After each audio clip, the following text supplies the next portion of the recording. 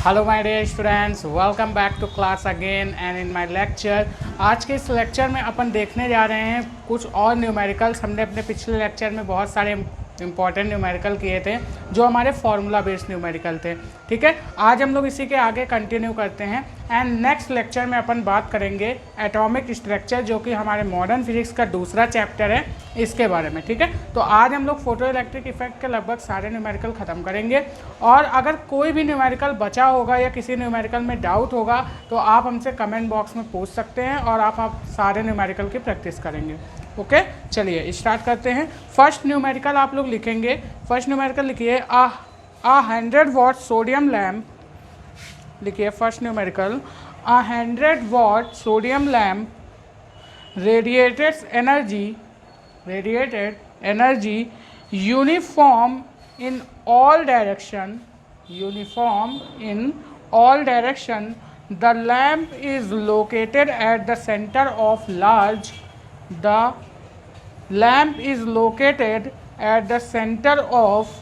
large sphere. The absorbs all the sodium light is incident on it. The wavelength of sodium light is 589 nanometer. The wavelength of sodium light is 589 nanometer. A point लिखिए इसी के अंदर। What is the energy per second photon? What is the energy per second photon associated with a sodium light? What is the energy per second photon associated with a sodium light? And इसी में B part आप लोग लिखिए। At what the rate are the photons delivered to sphere? And what the rate of the photon delivered to sphere. देखिए question क्या बोल रहा है। क्वेश्चन आपसे बोल रहा है एक 100 वॉट का सोडियम लैम्प है जो एनर्जी रेडिएट करता है। ठीक है, एनर्जी को एमिट कर रहा है सारे डायरेक्शन, एक यूनिफॉर्म डायरेक्शंस में। ठीक है, और बोल रहा है कि जो हमारी सोडियम की लैम्प है, ठीक है, उसके स्फीयर के सेंटर में, ठीक है, वो सारी एनर्जी को क्या कर लेता है, एब्जॉर्ब कर लेता है। ठीक है, the wavelength of sodium light is, आपको दी हुई है सोडियम लाइट की वेवलेंथ, जो वेवलेंथ जिस लाइट की वेवलेंथ मतलब कि जो सोडियम लाइट्स, ठीक है, उसके स्फीयर पे पड़ रही है, उसकी वेवलेंथ आपको कितनी दी है, 589 नैनोमीटर। आपसे पूछ रहा है एनर्जी फॉलिंग पर सेकेंड, या फिर और दूसरा क्या बोल रहा है, रेट ऑफ फोटोन पर सेकेंड। यानी बेसिकली आपसे पूछ क्या रहा है, number of photon and energy. ठीक है, रेट का मतलब क्या पूछ रहा है, नंबर ऑफ फोटोन। ठीक है, जो पी पार्ट आपसे पूछ रहा है, and what the rate of photon delivered to the sphere, यानी कितने फोटोन पर सेकेंड, ठीक है, उस स्फीयर में क्या हो रहे हैं, जा रहे हैं। ठीक है, तो यहाँ पे एनर्जी पूछ रहा है। First part energy and B part ये आपको, और क्या दिया हुआ है, पावर दिया हुआ है 100 वॉट। अब इसका मतलब क्या होता है, इस पावर का मतलब होता है 100 वॉट का मतलब होता है एनर्जी अपॉन टाइम, यानी कि 100 जूल एनर्जी एक सेकंड में, ठीक है, गिर रही है किसी सरफेस पे। अब यहाँ पे बात करते हैं एनर्जी की। तो एनर्जी ऑफ फोटोन अपन क्या जानते हैं, Hc अपॉन में लैम्डा। ठीक है, अब लैम्डा अपन को किस में दिया हुआ है, नैनोमीटर में दिया हुआ है। ठीक है, तो यहाँ से अगर लैम्डा नैनोमीटर में दिया हो तो हमने फॉर्मूला बताया था कि लैम्डा अगर नैनोमीटर में दिया हो तो उसका डायरेक्ट रिजल्ट आता है 1240 अपॉन में लैम्डा इन नैनोमीटर। ठीक है, तो जब आप लोग इसको सॉल्व करते हैं तो भाई साहब देखिए, मैं कैलकुलेशन नहीं कराने वाला हूँ। देखिए मैंने पहले भी बताया था, मैं कैलकुलेशन नहीं कराऊंगा, कैलकुलेशन आपको खुद करना पड़ेगा।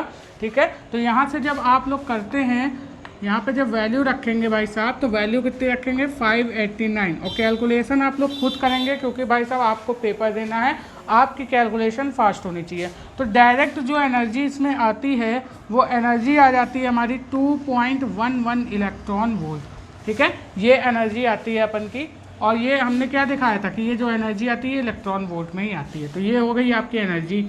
अगर अपन बात करें नंबर ऑफ फोटोन फॉलिंग पर सेकेंड, तो यहाँ पर नंबर ऑफ फोटोन की अगर बात करें तो अगर एक सेकेंड में बात करें, ठीक है, देखिए यहाँ पे हम पावर जानते हैं क्या होता है, ठीक है, एनर्जी अपॉन में टाइम होता है।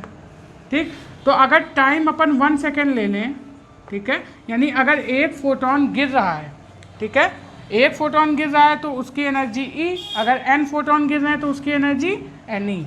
ठीक है, तो एन ई अपॉन में टी हो गया। टी अगर हमने 1 सेकेंड ले लिया तो पावर किसके बराबर हो गई, एन इंटू ई के बराबर, जहाँ एन क्या है, नंबर ऑफ फोटोन है। बात समझ में आ रही है एकदम अच्छे से। अब देखिए एनर्जी यहाँ पे अगर अपन को लिखना है तो एनर्जी इक्वल टू क्या हो जाएगा, यहाँ से सॉरी, अगर अपन को क्या लिखना है, नंबर ऑफ फोटोन, तो यहाँ से हो जाएगा अपन का पावर अपॉन में एनर्जी, और एनर्जी अपन ने अभी निकाली है कितनी, ये। ठीक है, और पावर कितनी अपन को दी हुई है, 100 वॉट दी हुई है। ठीक है, तो यहाँ से पावर रखेंगे 100 वॉट। अब देखिए ये हमको दी हुई है वॉट में, ठीक है, ये हमको किस में दी हुई है, वॉट में दी हुई है, तो हमको जो एनर्जी लिखनी पड़ेगी वो जूल में लिखनी पड़ेगी। तो इसको जूल में कन्वर्ट करने के लिए हम क्या करेंगे, 1.6 इंटू 10⁻⁻19 से मल्टीप्लाई कर दीजिए, ये किस में कन्वर्ट हो जाएगी, जूल में कन्वर्ट हो जाएगी। ठीक है, तो यहाँ पे जो अपॉन में एनर्जी रखेंगे वो जूल में रखेंगे, तो इसको मल्टीप्लाई करने पे जो एनर्जी आती है अपन की वो आती है 3.38 इंटू 10⁻⁻19। ठीक है, ये आ जाती है जूल में। और जब इसको अपन सॉल्व करते हैं तो जो नंबर ऑफ फोटोन की वैल्यू आती है वो आती है हमारी यहाँ से 3 इंटू 10⁻20 फोटोन्स पर सेकेंड, यानी कि एक सेकेंड में 3 इंटू 10⁻20 फोटोन इस मेटल सरफेस पे गिरेंगे। ठीक है, या फिर हम बोल सकते हैं सोडियम लैम्प के स्फीयर में एब्जॉर्ब होंगे, यही उनका रेट होगा। ठीक है, कि इस रेट से क्या होगा, फोटोन वहाँ पे एब्जॉर्ब होंगे, ठीक है, डिलीवर्ड होंगे। तो ये हो गया हमारा ये वाला क्वेश्चन। चलिए जल्दी से नोट करिए इसको, ये फर्स्ट क्वेश्चन था हमारा। ठीक है, नेक्स्ट आगे नेक्स्ट क्वेश्चन लिखिए, the threshold frequency. Next question लिखेंगे और इसको आप लोग करेंगे, ठीक है, क्योंकि इस टाइप का क्वेश्चन मैं करा चुका हूँ। अगर कोई डाउट होगा तो जल्दी से कमेंट बॉक्स में पूछेंगे। ठीक है, लिखिए the threshold frequency for a certain metal, the threshold frequency for a certain metal is 3.3 into 10 to the power is 3.3 into 10 to the power 14 hertz, ठीक है, into 10 to the power 14 hertz. If light of frequency 8.2 into 10 to the power 14 hertz is incident on the metal, full stop, predict the cutoff voltage for photoelectric emission, predict the cutoff voltage for photoelectric emission। ठीक है, बात समझ में आती है एकदम अच्छे से। तो यहाँ पे देखिए नेक्स्ट वाला क्वेश्चन देख लेते हैं, आप लोग को आता है तो फटाक से करिए। देखिए इसमें कुछ नहीं है, आपको क्या क्या गिवन है। सबसे पहले देखिए फिजिक्स के अंदर किसी भी न्यूमेरिकल को करने से पहले हमको जो भी डेटा गिवन होता है सबसे पहले उसको लिखते हैं, क्योंकि डेटा लिखने से अपन को क्या होता है, जितने भी फॉर्मूला बेस्ड अगर न्यूमेरिकल है तो अपन को तुरंत याद आ जाता है कि इसमें ये फॉर्मूला यूज़ होगा, यानी कि आधा क्वेश्चन हमारा डेटा लिखते ही सॉल्व हो जाता है। जैसे हमने डेटा लिखा हमारा क्वेश्चन सॉल्व हो गया, क्योंकि हमको उसका सॉल्यूशन पता चल गया ना कि हम कैसे सॉल्व मतलब कि उस क्वेश्चन को सॉल्व करेंगे। ठीक है, तो यहाँ से अपन को देखिए थ्रेशोल्ड फ्रीक्वेंसी दी है, थ्रेशोल्ड फ्रीक्वेंसी को डिनोट करते हैं न्यू नॉट से। इसकी वैल्यू अपन को दी है 3.3 इंटू 10 to the power 14। ठीक है, अब जो लाइट अपन गिरा रहे हैं, जो लाइट अपन गिरा रहे हैं मेटल सरफेस पे, उस लाइट की फ्रीक्वेंसी न्यू दी हुई है। ठीक है, आपको 8.2 इंटू 10 to the power 14। आपसे बोल क्या रहा है, आपसे बोल रहा है आपको कट ऑफ वोल्टेज की वैल्यू बतानी है, यानी आपको वैल्यू बतानी है वी नॉट की, स्टॉपिंग पोटेंशियल, या फिर हमने बोला था इसको प्यार से कट ऑफ पोटेंशियल भी बोलते हैं। ठीक है, तो यहाँ पे आप लोग जानते हैं आइंस्टीन की इक्वेशन। अब देखिए इसका सॉल्यूशन देखिए, आपने जैसे ही ये चीज़ें लिखी, डेटा लिखा, आपको तुरंत क्या चमक गया, आइंस्टीन इक्वेशन, क्योंकि भैया न्यू नॉट अगर लिखा हुआ है तो इसका मतलब ये क्या है, वर्क फंक्शन लिखा हुआ है। इससे हम लोग क्या कर सकते हैं, अगर हमको थ्रेशोल्ड फ्रीक्वेंसी दी है तो क्या इसका हम वर्क फंक्शन नहीं निकाल सकते हैं कि इसको मिनिमम कितनी एनर्जी की ज़रूरत है। और अगर हमको न्यू फ्रीक्वेंसी दी हुई है यानी किसकी, लाइट की, तो क्या हम इससे एनर्जी नहीं निकाल सकते हैं। तो हमको फॉर्मूला याद आ गया तुरंत ही। कौन सा फॉर्मूला? जो आइंस्टीन ने अपनी इक्वेशन दी थी। आइंस्टीन ने क्या इक्वेशन दी थी, जल्दी से बताइए, क्या इक्वेशन दी थी आइंस्टीन ने? आइंस्टीन PEE यानी फोटो इलेक्ट्रिक इफेक्ट इक्वेशन, उन्होंने बोला था एच न्यू, यानी कि जो लाइट की एनर्जी है वो दो पार्ट में न्यूट्रलाइज्ड होती है। एक होता है work function H nu not और एक होती है काइनेटिक एनर्जी मैक्सिमम। और आपने देखा था एक्सपेरिमेंटल सेटअप में कि जब आप स्टॉपिक पोटेंशियल की वैल्यू बढ़ाते जाते हैं तो क्या होता है, यहाँ पर जो काइनेटिक एनर्जी होती है इलेक्ट्रॉन की, ठीक है, वो इक्वल हो जाती है किसके? EV नॉट के। यानी आप जानते हैं कि काइनेटिक एनर्जी मैक्सिमम किसके बराबर होती है? EV नॉट के बराबर होती है। ये चीज़ आप लोग जानते हैं कि नहीं जानते हैं? अच्छे से जानते हैं ना। चलिए अब यहाँ पे अगर अपन बात करें तो यहाँ पे हमको फ्रिक्वेंसी दी हुई है, तो यहाँ पे ये H क्या है? प्लैंक कांस्टेंट है। यहाँ पे वैल्यू रखेंगे भाई साहब, तो वैल्यू रखिए फटाक से। जब वैल्यू रखेंगे तो प्लैंक कांस्टेंट की वैल्यू होती है 6.63 into 10 to the power minus का 34 इंटू न्यू की value 8.2 into 10 to the power 14 equal to में h की value again 6.63 into 10 to the power minus का प्लस का 14 into nu nought. Nu nought की वैल्यू कितनी दी हुई है? 3.3 into 10 to the power 14 plus इसको अपन क्या लिख सकते हैं? EV नॉट, ये लिख सकते हैं। अब अपन क्या करेंगे, ये वाला टर्म जो है इसको इधर ले आएंगे, ठीक है, या फिर आप पहले भी इधर लाके लिख सकते थे h को कॉमन लेके। अब देखिए ये वाला टर्म और ये वाला टर्म अपन को कॉमन दिख रहा है, जब इधर लाएंगे तो ये कॉमन हो जाएगा, तो मैं डायरेक्ट कॉमन ले रहा हूँ 6.63 into 10 to the power minus का 34, ठीक है, ये हो जाएगा। और यहाँ पे जो बचेगा वो क्या आ जाएगा? 8.2 इंटू 10 टू द पावर 14, ठीक है, माइनस का 3.3 इंटू 10 टू द पावर 14, ठीक है, इक्वल टू में क्या बचेगा? EV not. अब E क्या होता है? चार्ज होता है। किसका चार्ज होता है? प्रोटॉन का चार्ज होता है, ठीक है। अब यहाँ पे देखिए, यहाँ पे बेसिकली हम लोग क्या लेते हैं? मैग्नीट्यूड लेते हैं, ठीक है। तो यहाँ पे चार्ज हम लोग देखेंगे।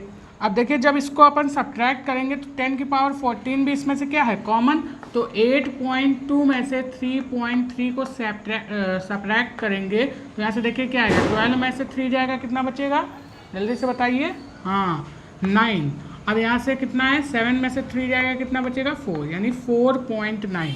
अब यहाँ से अपन लिख सकते हैं 6.63 into 10 to the power minus का 34, ठीक है, इंटू यहाँ से लिख सकते हैं 4.9 into 10 to the power 14 upon में हमको निकालनी किसकी वैल्यू है? स्टॉपिक पोटेंशियल की। तो क्या E को अपॉन में हम ला सकते हैं और E की वैल्यू क्या लिख सकते हैं? 1.6 into 10 to the power minus 19। यहाँ अकेला क्या बचा? V नॉट बचा, ठीक है। तो अब V नॉट की वैल्यू हमने देखिए इतनी सारी कैलकुलेशन आपके लिए कर दी है। अब ये जो कैलकुलेशन है ये आपको करनी है, ठीक है, क्योंकि भाई थोड़ा सा आप काम करोगे, थोड़ा सा हम काम करेंगे, तभी तो बात करेगी ना। तो देखिए यहाँ पे मैं इसका डायरेक्ट आंसर लिखता हूँ। V नॉट जो आती है, जो स्टॉपिक पोटेंशियल की वैल्यू आती है यहाँ पर, वो डायरेक्ट आती है 2.03 वोल्ट, ठीक है। यही हो जाता है आपका आंसर। अगर यकीन नहीं आता तो भाई कैलकुलेशन करके देख लेना, यकीन आ जाएगा, ठीक है। चलिए इसको नोट करिए, फिर लिखिए अगला क्वेश्चन। अगला क्वेश्चन लिखते हैं फटाक से, अब वो क्वेश्चन करेंगे आप, ठीक है, अब मैं नहीं कराऊंगा, अब वो क्वेश्चन आप करेंगे। लिखिए the work function for a certain metal, the work function for a certain metal is 4.2 electron volt. The work function for a certain metal is 4.2 electron volt. Will this metal give photoelectric emission? Will this metal gives photoelectric emission for incident radiation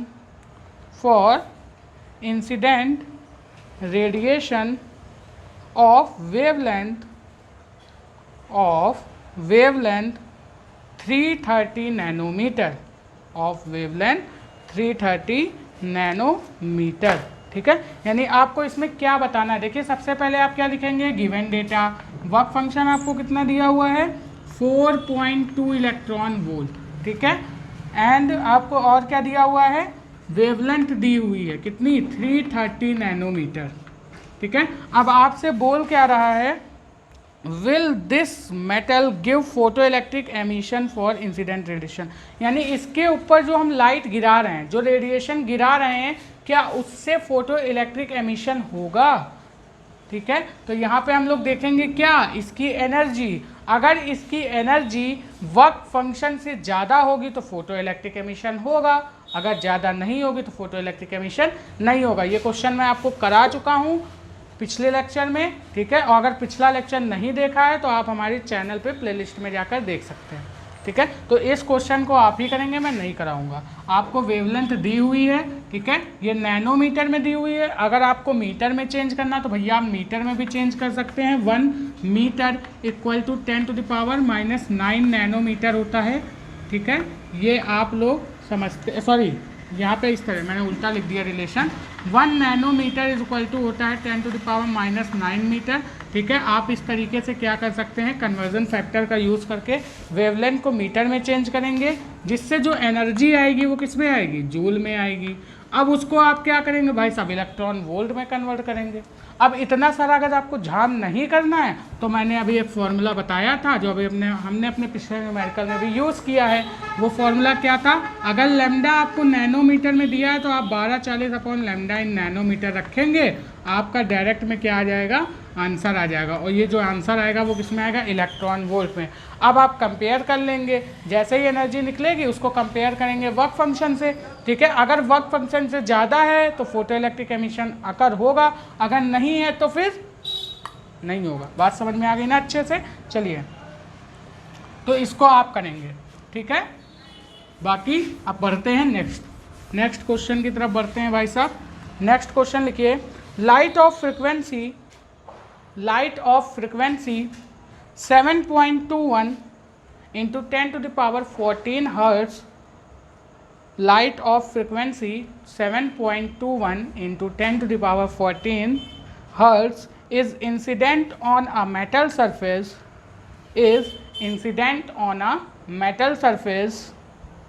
electron with a maximum speed 6 into 10⁵ meter per second, 6 into 10⁵ meter per second are ejected from the surface. What is the threshold frequency for photo emission of electron, ठीक है। What is the threshold frequency for photo emission of electron? आपसे बोल रहा है कि यहाँ पर जो लाइट है उसकी फ्रिक्वेंसी आपको दी हुई है न्यू, कितनी 7.21 इंटू 10⁻14 हर्ट्ज। हम डेटा लिख रहे हैं अभी, ठीक है।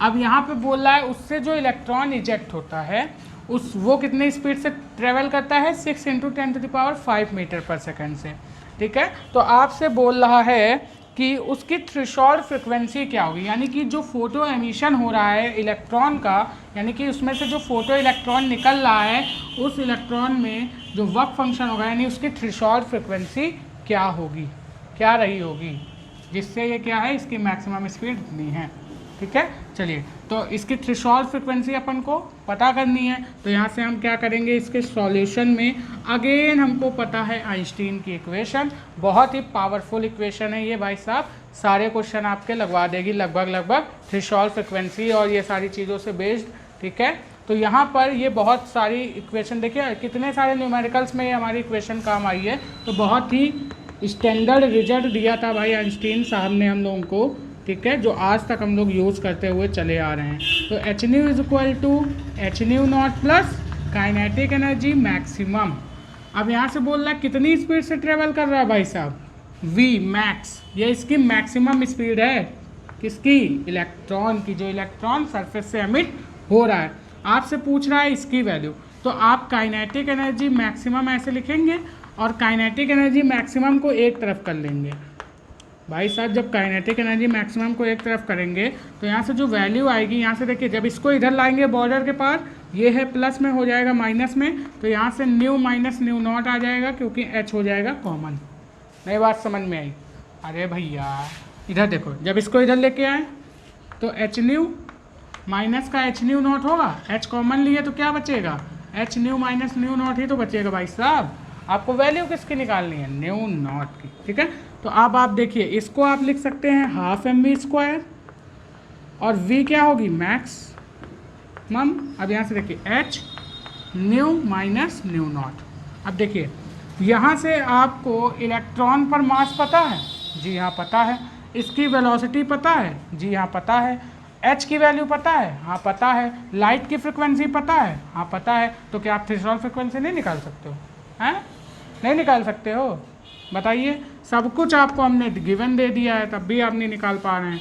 देखिए यहाँ से अब हम क्या कर सकते हैं, हाफ, ठीक है, एम वी मैक्स का स्क्वायर अपॉन में यहाँ से h नीचे आ जाएगा, इक्वल टू में बचेगा क्या, न्यू माइनस न्यू नॉट।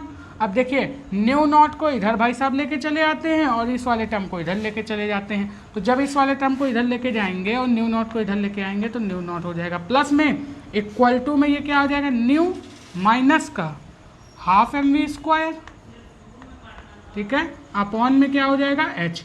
अब यहाँ पे इसको इस तरह नहीं लिख सकते भाई साहब, 1 अपॉन में 2h, ठीक है, यानी कि इसको इस तरह लिख सकते हैं एम वी स्क्वायर अपॉन में 2h।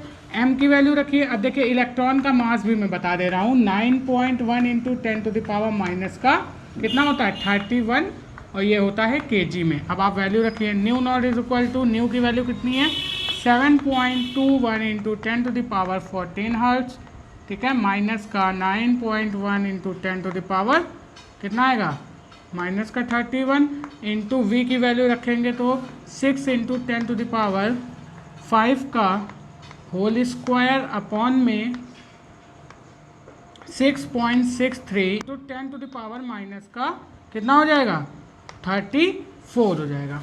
बात समझ में आ जाती है एकदम अच्छे से। तो यहाँ पे जो न्यू नॉट की वैल्यू आती है, इसकी वैल्यू अपन देख लेते हैं डायरेक्ट। देखिए ये कैलकुलेशन फिर आपको करनी पड़ेगी भाई साहब, काम बहुत दूंगा मैं, ये आप समझ के रखिएगा, काम दूंगा आपको। और ये कैलकुलेशन वाला काम तो मैं कतई नहीं करवाने वाला हूँ, ये समझ लीजिएगा, ठीक है। तो यहाँ से जो न्यू नॉट की वैल्यू आती है, वो न्यू नॉट की वैल्यू मैं डायरेक्ट यहाँ पे लिखता हूँ। जो न्यू नॉट की वैल्यू आती है वो आती है 4 पॉइंट, यहाँ पे लिख देता हूँ ऊपर, ठीक है। न्यू नॉट की वैल्यू आती है 4.76, ठीक है, इंटू 10⁻14 हर्ट्ज, ठीक है। ये वैल्यू आती है अपन की थ्रेशोल्ड फ्रिक्वेंसी की। सिंपल सा क्वेश्चन था, ठीक है, हो गया। चलिए नेक्स्ट क्वेश्चन करते हैं, नेक्स्ट क्वेश्चन की तरफ बढ़ते हैं भाई साहब अपन लोग। नेक्स्ट क्वेश्चन लिखिए स्टूडेंट। नेक्स्ट क्वेश्चन बोल रहा है, in experiment of photoelectric effect, ठीक है, in experiment of photoelectric effect the slope of cut off potential, the slope of the cut off potential या फिर कट ऑफ वोल्टेज भी लिख सकते हैं, versus frequency of incident light, ठीक है, the slope of cutoff potential versus incident light is found to be 4.12 into 10⁻⁻15 volt second, ठीक है। ये आपको दिया हुआ है। Calculate the value of Planck constant, आपसे बोल रहा है आपको वैल्यू कैलकुलेट करनी है किसकी, प्लैंक कांस्टेंट की। देखिए एक्सपेरिमेंटल सेटअप का क्वेश्चन है ये, अभी जो हमने आपको कराया था experimental setup photo electric effect का, उसी का क्वेश्चन है ये। वैल्यू किसकी बतानी है, एच की, यानी प्लैंक कांस्टेंट की, ठीक है। देखिए कैसे, अब अगर अपन frequency and cut off voltage का ग्राफ बनाएं, तो हमने ग्राफ बनवाया था ना। देखिए यहाँ पर हमने आइंस्टीन की इक्वेशन लिखी है, H nu is equal to H nu nought plus kinetic energy, यानी यहाँ पे लिख सकते हैं फाई प्लस के ही नहीं लिख सकते हैं। अगर यहाँ पे बात करें तो ये किसकी तरह आपको दिख रहा है, वाई, इधर देखिए H nu is equal to H nu nought plus kinetic energy. आपको ये किसकी तरह दिख रहा है भाई साहब, देखिए किसकी तरह दिख रहा है ये, आपको किस में निकालना है, वी नॉट में, ठीक है, यानी पोटेंशियल स्टॉपिक पोटेंशियल और किस में निकालना है आपको, जल्दी से बताइए। हाँ, फ्रिक्वेंसी में ग्राफ बनाना है। तो देखिए यहाँ पर अगर काइनेटिक एनर्जी मैक्सिमम लिखे तो इसको लिख सकते हैं EV नॉट, ठीक है। अब यहाँ से अगर EV नॉट की वैल्यू लिखें तो क्या लिख सकते हैं, एच न्यू माइनस का एच न्यू नॉट नहीं लिख सकते हैं। ये सारी चीज़ें मैंने अपने पिछले लेक्चर में बताई थी जब एक्सपेरिमेंटल सेटअप बताया था आपको, ठीक है। तो यहाँ से जो ग्राफ आया था इसका, ये किस तरह से आया था, स्ट्रेट लाइन, ठीक है, क्योंकि ये आपको इक्वेशन नहीं दिख रही है y = mx + c की। अब देखिए ये जो था आपका, ये क्या था, इंटरसेक्शन था फाई, ये क्या था, इंटरसेक्शन था। ये अगर आपका एंगल थीटा था तो इसका मतलब यहाँ पे जो स्लोप था वो क्या था, tan थीटा, ठीक है, स्लोप क्या था, tan थीटा, और ये जो tan थीटा था वो क्या था, h के बराबर था, ठीक है, बात समझ में आ रही है, h के बराबर था। अब आपको जो फ्रिक्वेंसी एंड उसके बीच में क्या दिया हुआ है, ठीक है, जो आपको फ्रिक्वेंसी एंड स्टॉपिक पोटेंशियल के बीच में जो स्लोप दिया हुआ वो कितना है, 4.12 × 10⁻⁻15 वोल्ट सेकेंड। आपको बतानी है h की वैल्यू। तो भैया जो स्लोप है वो h है ना, वो h की वैल्यू आपको कितनी दी हुई है, 4.12 × 10⁻⁻15, यही तो स्लोप है इसका। बात समझ में आ रही है कि नहीं आ रही है, ठीक है। तो आपको इसमें क्या करना है, 1.6 × 10⁻⁻19 से मल्टीप्लाई कर देना है, तो इसकी वैल्यू चेंज हो जाएगी जूल सेकंड में, क्योंकि हमको किसकी इसमें वैल्यू किसकी पता है भाई, प्लैंक कांस्टेंट की वैल्यू क्या होती है, 6.63 × 10⁻⁻34 जूल सेकंड होती है ना। यहाँ पे हमको दिया है वोल्टेज सेकंड, ठीक है। तो अगर हम इस वैल्यू को, ये जो हमको वैल्यू दी हुई है, स्लोप दिया हुआ है, अगर इसको अपन किससे मल्टीप्लाई कर दें, ठीक है, 1.6 × 10⁻⁻19 से मल्टीप्लाई कर दें, तो यहाँ पे जो वैल्यू आती है देखिए 1.42 × 10⁻⁻15 इंटू में 1.6 × 10⁻�19, तो ये जो वैल्यू आएगी ये किस में आएगी, जूल सेकेंड में आएगी। और जो वैल्यू आती है इसकी वो मैं लिख दे रहा हूँ यहाँ पे, 6.592 × 10⁻⁻34 जूल सेकेंड, ठीक है। इसकी वैल्यू ये आती है अगर frequency and cut off voltage के बीच में जो स्लोप है वो कितना है, 4.12 × 10⁻⁻15। ये ग्राफ बनाने की आपको ज़रूरत नहीं है, वैसे बनाना चाहें तो आप बना भी सकते हैं, लेकिन आपको पता तो है ही कि क्या होता है। मैंने बस ये ग्राफ क्यों बताया था, ये ग्राफ इस वजह से मैंने यहाँ पे बनाया क्योंकि मुझे बताना था कि स्लोप आखिर क्या है। तो स्लोप क्या होता है, h की वैल्यू हमको पता है, कि जो स्लोप होता है वो क्या होता है, h ही होता है, और h की वैल्यू ये है, ठीक है। इसको अपन को जूल सेकंड में लिखना है, तो हमने क्या किया, 1.6 × 10⁻⁻19 से मल्टीप्लाई कर दिया, ये चेंज हो गई जूल सेकंड में, ठीक है। तो नोट कर लीजिए इसको फटाक से, फिर देखते हैं अगला क्वेश्चन, ठीक है। अगला क्वेश्चन देखिए, लिखिए फटाक से अगला क्वेश्चन।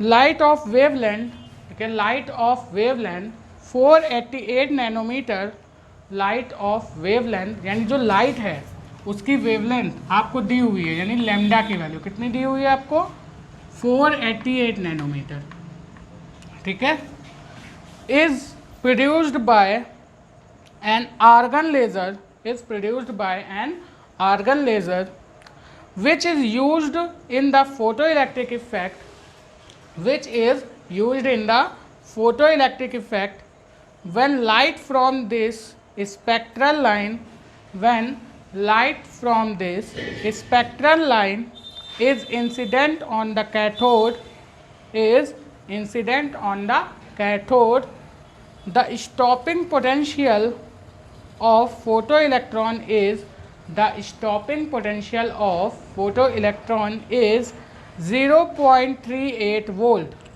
0.38 volt.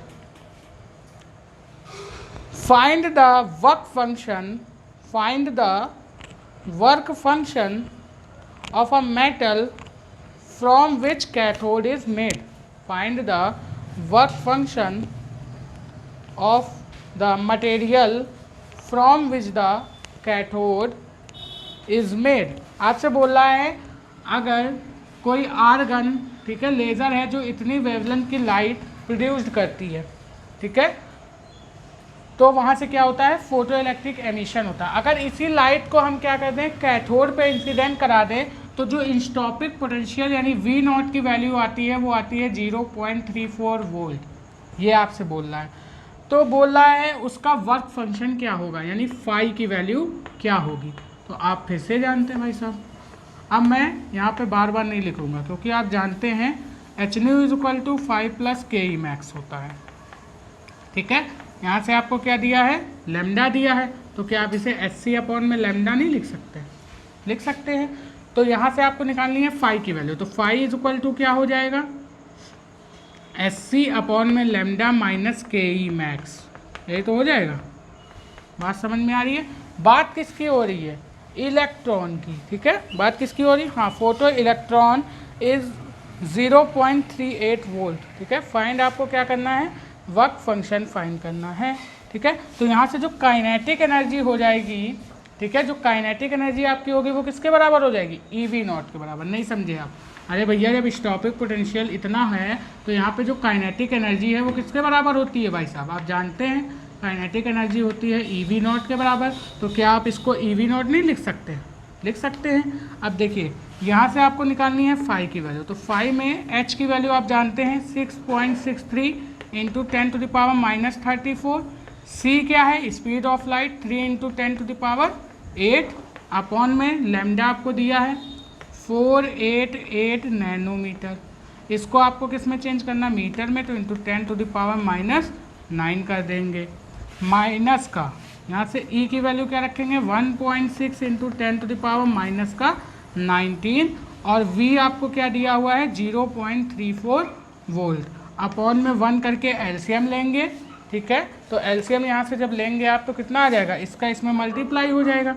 ठीक है, तो यहाँ से हम लिख देते हैं इधर फाइव इक्वल टू आ जाएगा 6.63 into 10 to the power minus 34 into 3 into 10 to the power 8 minus का, ठीक है, ये वाली values 1.6 into 10 to the power minus 19 into 0.34। ठीक है, इंटू में ये वाली वैल्यू इधर मल्टीप्लाई होगी तो कितना है value 488 into 10 to the power minus का 19 अपॉन में क्या रखेंगे आप, ये वाली value 488 into 10 to the power minus का, सॉरी 19 नहीं है 9 है क्योंकि नैनोमीटर को मीटर में चेंज किया ना ये। अब इस कैलकुलेशन को जब आप सॉल्व करेंगे तो आपका सीधा सीधा आंसर आता है यहाँ से, ठीक है, 2.17 इलेक्ट्रॉन वोल्ट। अगर आपको इतना सारी कैलकुलेशन करने में डर लग रहा है तो आप क्या करेंगे, सिंपल सा सबसे पहले निकाल लेंगे एनर्जी, एच सी अपॉन में लेमडा होता है। अगर लेमडा नैनोमीटर में तो हमने रिजल्ट डायरेक्ट बताया 1240 अपॉन में लेमडा इन नैनोमीटर, रखिए फटाक से 1240 अपॉन में लेमडा जब रखेंगे तो कितना 488 रखेंगे, सॉल्व करेंगे इसको, एनर्जी आएगी, वो एनर्जी यहाँ पे पटक देंगे और ई वी नॉट से माइनस कर देंगे, आपका डायरेक्ट आ जाएगा, कैलकुलेशन भी आपको ज़्यादा नहीं करनी पड़ेगी। ठीक है, तो इसी वजह से मैंने ये डायरेक्ट रिजल्ट बताया था, आप डायरेक्ट एनर्जी निकाल सकते हो, कोई दिक्कत नहीं है। ठीक है, बात समझ में आती है एकदम अच्छे से। तो क्वेश्चन लेंथी ना हो इसकी वजह से आप क्या कर सकते हैं, ये भी फॉर्मूला यूज़ कर सकते हैं पेपर में अपना टाइम बचाने के लिए। ठीक है, तो जल्दी से नोट करिए इसको फटाक से। चलिए अगला क्वेश्चन लिखते हैं स्टूडेंट्स। अगला क्वेश्चन लिखिए, show that the wavelength of electromagnetic radiation is equal to, show that the wavelength of electromagnetic radiation is equal to de Broglie wavelength of quantum, यानी कि photon, de Broglie wavelength of quantum bracket में लिख दीजिएगा photon. आपको क्या बताना है इस क्वेश्चन के अंदर कि जो इलेक्ट्रोमैग्नेटिक रेडिएशन है, यानी कि इलेक्ट्रोमैग्नेटिक रेडिएशन का मतलब जुल्ला, बेसिकली हम लोग क्या बोल सकते हैं, लाइट एक इलेक्ट्रोमैग्नेटिक रेडिएशन है, या फिर कोई भी इलेक्ट्रोमैग्नेटिक रेडिएशन अपन ले सकते हैं, EMW इलेक्ट्रोमैग्नेटिक वेव। ठीक है, तो उसकी वैल्यू आपसे बोल रहा, जो इलेक्ट्रोमैग्नेटिक रेडिएशन है उसकी वेवलेंथ आप दिखाइए, प्रूव करके दिखाइए कि वो डी ब्रॉगली वेवलेंथ के बराबर ही होती है। तो अगर हम लोग बात करें डी ब्रॉगली वेवलेंथ की तो हम लोग क्या जानते हैं, फॉर डी ब्रॉगली वेवलेंथ, ठीक है, डी ब्रॉगली वेवलेंथ के लिए अगर अपन बात करें तो वो क्या होती है, lambda is equal to h upon p होता है, यही तो होता है। ठीक है, जहाँ पी क्या होता है, मोमेंटम, लैम्डा होती है वेवलेंथ, ये सारी चीज़ें आप लोग जानते हैं। ठीक है, अब अगर बात करें फॉर इलेक्ट्रोमैग्नेटिक रेडिएशन, यहाँ से क्या बात करें, फॉर इलेक्ट्रोमैग्नेटिक रेडिएशन, अगर इलेक्ट्रोमैग्नेटिक रेडिएशन की बात करें, ठीक है, ठीक है, और बात करें इसके मोमेंटम की, फॉर इलेक्ट्रोमैग्नेटिक रेडिएशन मोमेंटम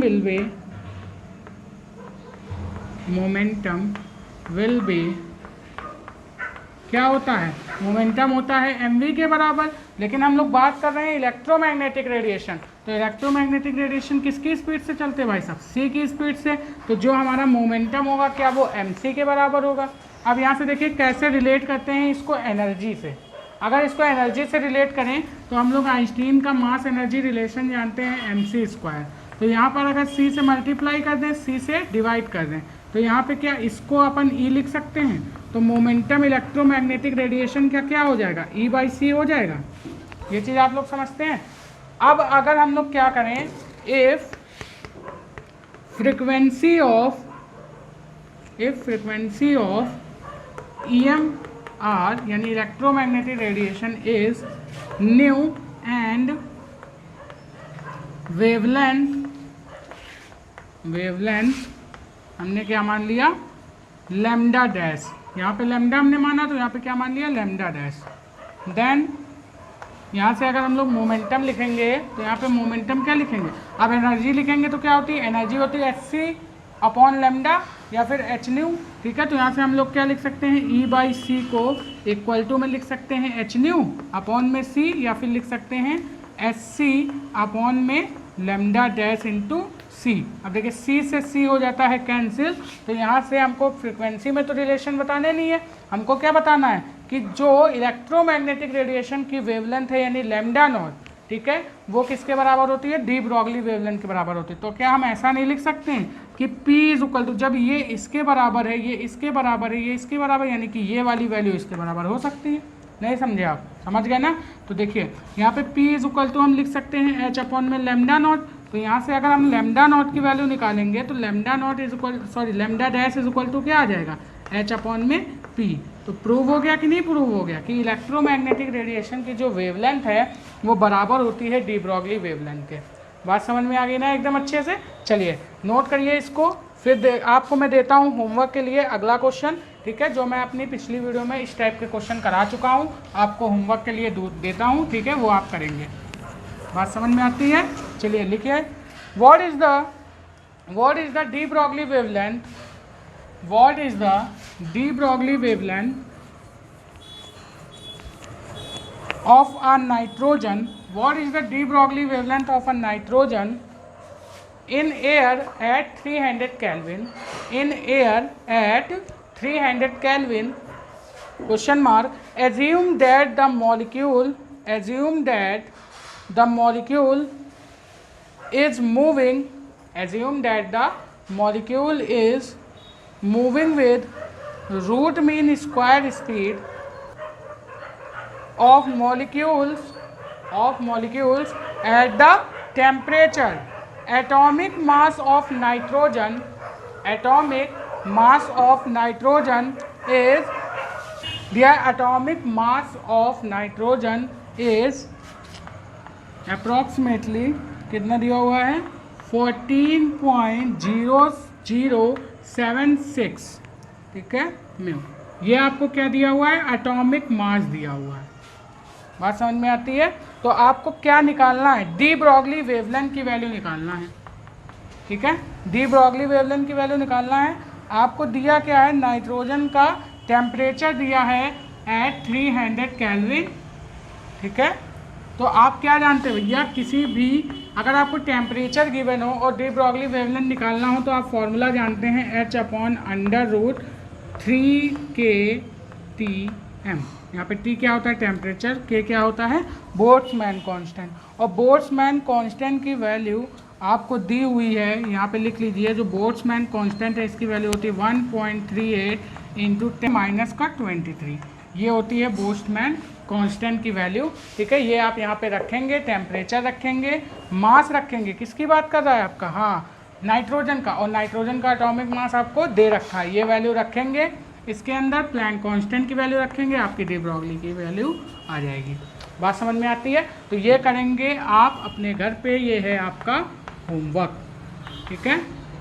तो यहाँ पर हमने कॉन्सेप्ट के साथ लगभग सारे न्यूमेरिकल बता दिया, जो भी न्यूमेरिकल बचे हैं, ठीक है, वो सारे इसी टॉपिक पे अच्छे से बेस हैं। यहाँ पर आपकी एनसीईआरटी के हिसाब से सारे न्यूमेरिकल सॉल्व हो जाने चाहिए, ठीक है। तो आप लोग सॉल्व करिएगा। अगर कोई भी न्यूमेरिकल फंसता है या फिर कोई भी आपको दिक्कत होती है तो आप हमसे कमेंट बॉक्स में पूछ सकते हैं, ठीक है। तो आज के लिए स्टूडेंट्स इतना ही, बाकी मिलेंगे अपने नेक्स्ट लेक्चर में एक नए चैप्टर के साथ जिसका नाम है एटॉमिक स्ट्रक्चर, ठीक है। तो हमारी अगली वीडियो को देखने के लिए अगर आप हमारे चैनल पर नए हैं तो चैनल को सब्सक्राइब कर लीजिएगा ताकि अगली वीडियो की नोटिफिकेशन आपको सबसे पहले मिल जाए।